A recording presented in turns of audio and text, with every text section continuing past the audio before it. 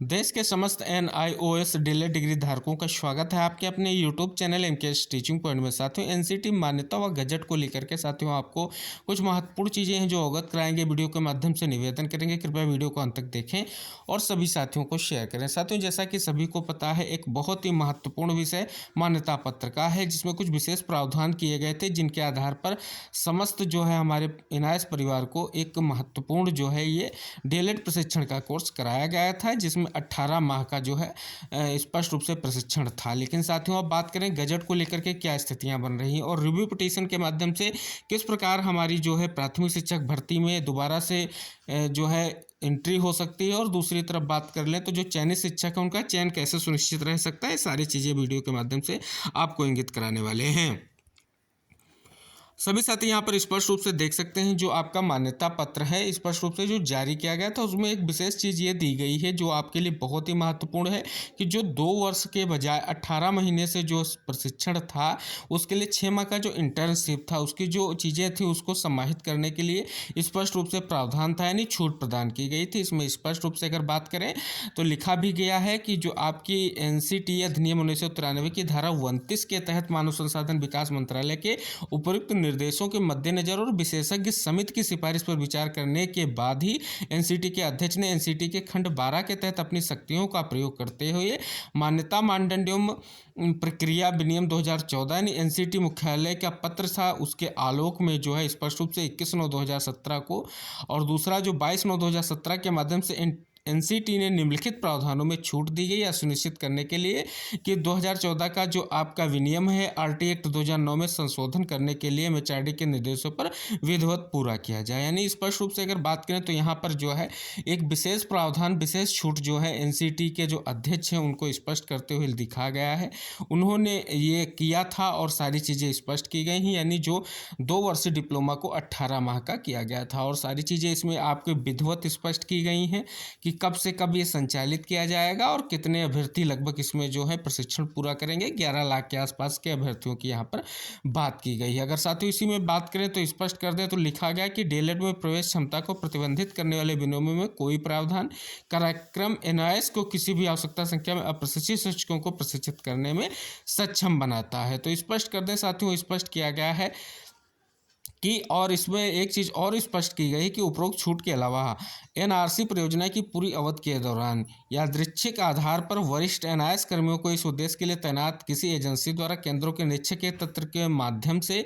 जो है कार्यक्रम के नियमित निरीक्षण निगरानी की शर्त लगाने पर विचार कर सकता है, ताकि 9 महीने में कम से कम एक बार सभी राज्यों को कवर किया जा सके। ऐसे निरीक्षणों की रिपोर्ट MHRD को प्रस्तुत की जानी चाहिए, ये भी यहाँ पर स्पष्ट किया गया है। साथियों आगे बढ़ेंगे, इसमें बात किया गया है कि डीएलएड के लिए स्कूली शिक्षा NIOS नोएडा ODL कार्यक्रम के लिए MHRD के स्वयं पोर्टल के माध्यम से एनसीटी अधिनियम 1993 की धारा 14 और एनसीटी की धारा 7 उपधारा 16 के तहत सेवारत अप्रशिक्षित शिक्षकों का प्रशिक्षण विनियम 2014 निम्नलिखित शर्तों को पूरा करने के अधीन है। उक्त कार्यक्रम की अवधि 6 महीने की इंटर्नशिप सहित 2 वर्ष के बजाय 18 माह की होगी, यानी 6 माह का जो इंटर्नशिप कोर्स है उसको भी इसमें सम्मानित किया गया है। ये स्पष्ट रूप से यहाँ पर स्पष्ट रूप से मान्यता पत्र में लिखा गया है कि जो 6 माह का इंटर्नशिप है वो इसी में सम्मानित है। और साथियों बात करें आगे, स्पष्ट किया गया है कि NIOS MHRD के निर्देशों के अनुसार कर्मचारियों द्वारा संचालित अध्ययन केंद्रों का संचालन करेगा, ताकि NIOS पूरे भारत में 31/3/2019 तक लगभग 11 लाख की संख्या में सेवारत अप्रशिक्षित शिक्षकों का प्रशिक्षण जो है पूरा हो सके। साथियों ये आप सभी के लिए बहुत ही महत्वपूर्ण चीज़ें हैं जो गजट में आपको बहुत ही हेल्प करेंगी, और साथियों सारी चीज़ें आप यहाँ पर देख सकते हैं किन शक्तियों का प्रयोग करते हुए क्या क्या चीज़ें हैं जिनके आधार से आपके लिए मान्यता मानदंड तैयार किया गया था।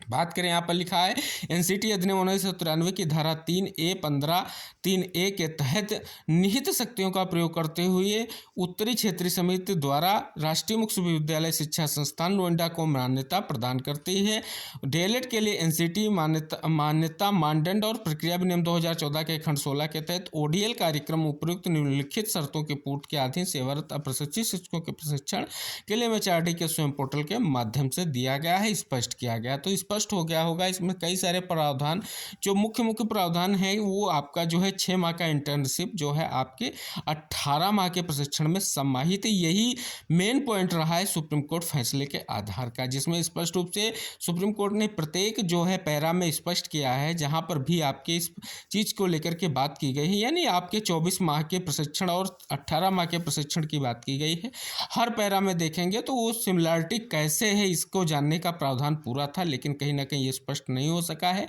इस वजह से ये चीज़ें हुई हैं। अब गजट जो है इशू होगा, अगर इसी बिहाफ पर गजट इशू होता है मान्यता पत्र के बिहाफ पर, तो स्पष्ट हो जाएगा कि रिव्यू पिटीशन के माध्यम से जब हम सुप्रीम कोर्ट में अपनी याचिका लेकर के जाएंगे, दोबारा से पहुंचेंगे, तो सुप्रीम कोर्ट उस आधार पर विचार करेगा। और कहीं ना कहीं ये एक विशेष प्रावधान है जिसके अंतर्गत छूट भी प्रदान की गई थी, तो स्पष्ट रूप से इसमें एनसीटी का रोल भी था। ऐसा नहीं कि एनसीटी का रोल नहीं था, और इसमें जितना रोल एमएचआरडी का था उतना ही एनसीटी का था। जो निर्देश था उसके अनुपालन में जो एक विशेष प्रावधान किया गया, आखिरकार उस प्रावधान को स्पष्ट रूप से पालन किया जाए और स्पष्ट रूप से उसी के आधार से गजट दिया जाए। इसके लिए आप प्रयास करते रहें। लगातार जो भी चीज़ें आपको इंगित कराई जाती रही हैं, जो भी चीज़ें आपको स्पष्ट की जा रही हैं, उन माध्यमों से आप आगे बढ़ते रहें। चाहे आप